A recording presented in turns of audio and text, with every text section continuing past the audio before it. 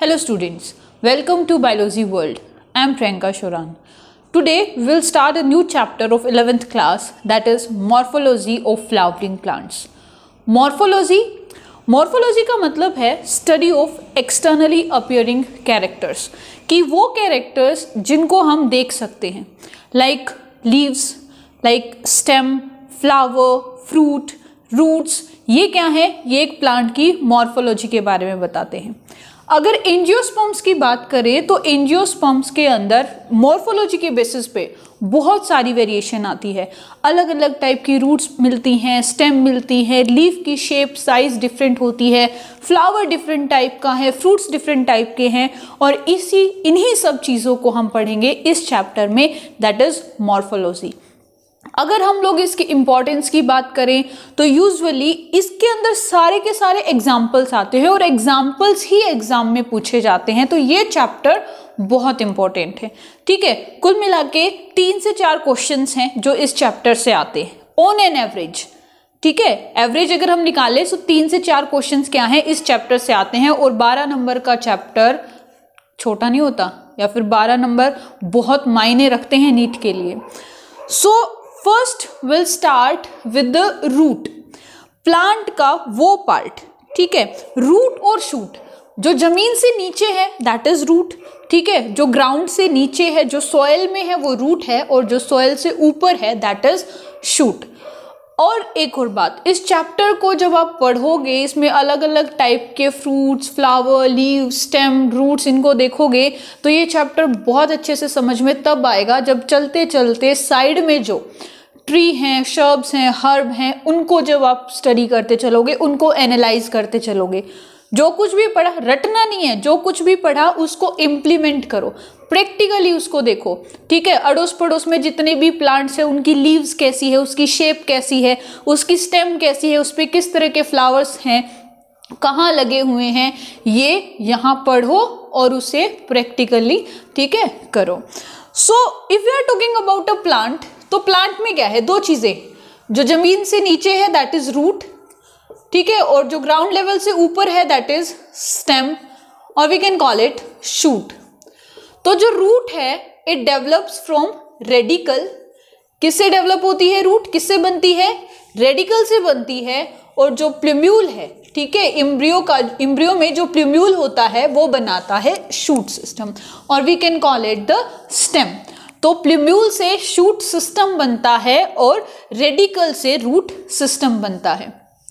Root 2 type की होती है, मेन तो 2 टाइप की होती है. ठीक है, टैप रूट और फाइब्रस रूट. रेडिकल से जो निकलती है टैप और फाइब्रस. लेकिन कुछ ऐसी रूट्स होती हैं, ठीक है, फाइब्रस और टैप रूट सिस्टम. कुछ ऐसी रूट्स होती हैं जो रेडिकल से नहीं निकलती, अदर देन रेडिकल. रेडिकल को छोड़ के कहीं से भी किसी भी नोड से निकल रही हैं, वो कहलाती हैं एडवेंटिशियस रूट्स. क्या कहलाती हैं? Adventitious roots. तो जो रेडिकल से निकलती हैं वो 2 है, टैप रूट और फाइब्रस रूट. और जो रेडिकल को छोड़ के कहीं और से निकलती हैं that is the adventitious root. तो हमने क्या कर रखा है? प्लांट्स को 2 पार्ट में डिवाइड कर रखा है, टैप रूट और फाइब्रस रूट. टैप रूट, ठीक है, जिनमें क्या होता है कि एक प्राइमरी रूट है, और इस प्राइमरी रूट से मेन जो प्राइमरी रूट है, और इस प्राइमरी रूट से फर्दर सेकेंडरी और टर्शरी रूट्स निकलती रहती हैं. और जो ये प्राइमरी रूट है ये लॉन्ग लिव्ड रहता है. This is the primary root, main root है. इस मेन रूट से लेटरल रूट्स निकलेंगी, साइड वाली रूट्स निकलेंगी, जिनको हम कहेंगे सेकेंडरी रूट्स. ठीक है, सेकेंडरी, और सेकेंडरी से निकलेंगी टर्शरी. फाइब्रस की अगर बात करें तो फाइब्रस में क्या रहते हैं कि जो प्राइमरी रूट है वो शॉर्ट लिव्ड रहती है, फिर खत्म हो जाएगी, मर जाएगी, ग्राउंड से जुड़ी रहती हैं. और बहुत सारी क्या हैं ऐसे शॉर्ट जो सेकेंडरी रूट्स हैं वो प्रोड्यूस होती है. जैसे कोई भी हर्ब है, आप उसको उखाड़ के देखोगे तो आपको उसकी फाइब्रस रूट्स नजर आएंगी. ठीक है, तो जितने भी डाइकोटिलिडन्स हैं उनमें टैप रूट सिस्टम पाया जाता है, और जितने भी मोनोकोटिलिडन्स हैं उनमें फाइब्रस रूट पाई जाती है. और वो रूट जो अदर देन रेडिकल ओरिजिनेट होती है, like in the bryophyllum, that is the adventitious root, जो नोड से निकलती है. चाहे मनी प्लांट ले लो आप, ठीक है, तो उसमें रूट्स आगे आगे वो ग्रो करता रहेगा, उसमें रूट्स की फॉर्मेशन होती रहेगी. वेजिटेटिवली प्रोपेगेट करता रहेगा, that is the fibrous root. So सबसे पहले मॉर्फोलॉजी में हम कवर करेंगे रूट सिस्टम को। और रूट सिस्टम से भी पहले देखो रूट का काम क्या है, ठीक है। रूट सिस्टम से पहले हम रूट का स्ट्रक्चर भी पढ़ेंगे, लेकिन उससे भी पहले कि भाई रूट करती क्या है। हमने देख लिया रूट दो तरह की होती है, टैप हो गया, फाइब्रस हो गया, लेकिन करती भी तो होगी ना कुछ। क्या करती है, प्लांट को एंकरेज प्रोवाइड करती है, सीधा खड़ा रखती है, ठीक है, जो ट्री है, प्लांट है। दूसरा क्या है, मिनरल और जो वाटर की एब्जॉर्प्शन करती है, सॉइल से वाटर एंड मिनरल्स को एब्जॉर्ब करती है और उनको ट्रांसपोर्ट करवाती है। इसके अलावा भी और बहुत सारी मॉडिफाइड रूट्स होती हैं जो फूड को स्टोर करने में हेल्प करती है, ठीक है, जो सपोर्ट प्रोवाइड करती है, रेस्पिरेशन करती है। तो इन सारी मॉडिफिकेशंस के बारे में भी हम लोग पढ़ेंगे, लेकिन सबसे पहले रूट्स की जोन्स पढ़ेंगे। जो रूट है उसको अलग अलग जोन में, अलग अलग पार्ट्स में डिवाइड कर रखा है। तो रूट का वो हिस्सा जो जमीन को, सॉइल को पेनिट्रेट करता है, जिसके कारण रूट आगे की तरफ बढ़ती है, that is known as the root cap. क्या कहते हैं इसको, रूट कैप, ठीक है, जो प्रोटेक्ट करती है रूट को, रूट के ऊपर वाले जोन्स को, ताकि ये जब मिट्टी के अंदर अंदर की तरफ जाएगा तो ये सेल क्या है, खत्म ना हो, अदरवाइज डिस्ट्रॉय हो सकती है फ्रिक्शन के कारण। रूट कैप के ऊपर का जो हिस्सा है जहां पे मेरिस्टेमेटिक सेल प्रेजेंट रहती हैं, ठीक है, and that is known as the region of meristematic activity. ये वाला जो पार्ट है, इसके अंदर जो सेल है वो मेरिस्टेमेटिक होती है, मतलब कंटिन्यू डिवाइड करती रहती हैं। और डिवाइड करने के बाद जैसे ये डिवाइड नीचे की तरफ डिवाइड करती रहेगी, जो सेल बन गई अब वो ऊपर की तरफ जाती रहेंगी और वो कैसी हो जाएंगी, दे विल गेट इलोंगेटेड, ठीक है। यहाँ से सेल ऊपर जाती रहेंगी, इलोंगेट होती रहेंगी। इलोंगेट होने के बाद ये जो एरिया होगा that is known as region of elongation, ठीक है। क्या कहलाएंगे ये, रीजन ऑफ इलोंगेशन। एनसीईआरटी का डायग्राम है, एज इट इज डायग्राम दे देंगे और बोलेंगे इन पार्ट्स को लेबल करो। तो पहले क्या होगा, that is the root cap, जो रीजन ऑफ मेरिस्टेमेटिक एक्टिविटी को कवर करके रखता है, ठीक है। फिर आएगा रीजन ऑफ मेरिस्टेमेटिक एक्टिविटी, जिसमें मेरिस्टेमेटिक सेल होंगी जो डिवाइड करेंगी, and then the region of elongation, मतलब डिवाइड होने के बाद जो सेल क्या है, अपनी जो शेप है, साइज है, उसको अटेन कर लेंगी। एंड देन ये जो ऊपर वाली सेल है फिर और ऊपर की तरफ जाती जाएंगी और ये जो एरिया कहलाएगा वो कंप्लीटली मैच्योर होंगी और अपना फंक्शन करने के लिए तैयार होंगी, and that is known as region of maturation. But we will call it region of maturation. और रीजन ऑफ मैच्योरेशन की एक और कैरेक्टरिस्टिक फीचर है कि इसके अंदर से क्या है, सिंगल सेल, ठीक है, जो रूट हेयर्स निकलते रहेंगे, जो फर्दर एब्जॉर्प्शन और वाटर के एब्जॉर्प्शन में हेल्प करेंगे, गैसेस एक्सचेंज में हेल्प करेंगे।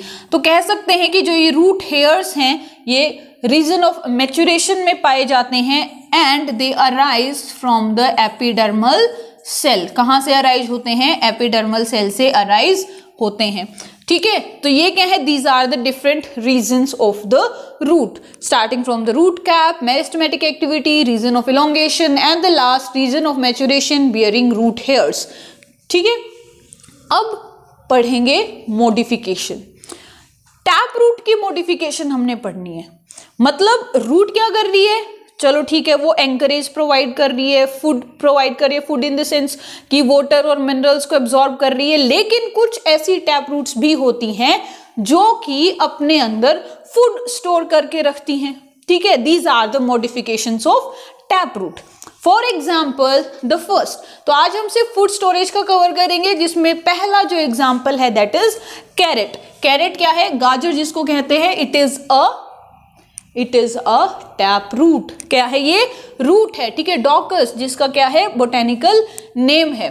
तो ये जो शेप है कैरेट की, it is known as conical. क्या कहेंगे इसको, कॉनिकल, ठीक है। जो इसका अपर एंटीरियर पार्ट है ये ब्रॉड रहता है, फिर बाद में क्या है ये नैरो हो जाती है। दूसरा जो एग्जाम्पल है जो फूड स्टोर करके रखता है, टैप रूट की मॉडिफिकेशन है, दैट इज रेडिश, ठीक है। रेडिश दैट इज रेफिनिस टाइवर्स, जिसका इंटीरियर और पोस्टीरियर पार्ट नैरो होता है, लेकिन मिडल जो पार्ट है वो स्वॉलन होता है, and it is fusiform. And the third one that is the turnip, or we can call it napiform, and the botanical name of turnip is Brassica rapa, ठीक है।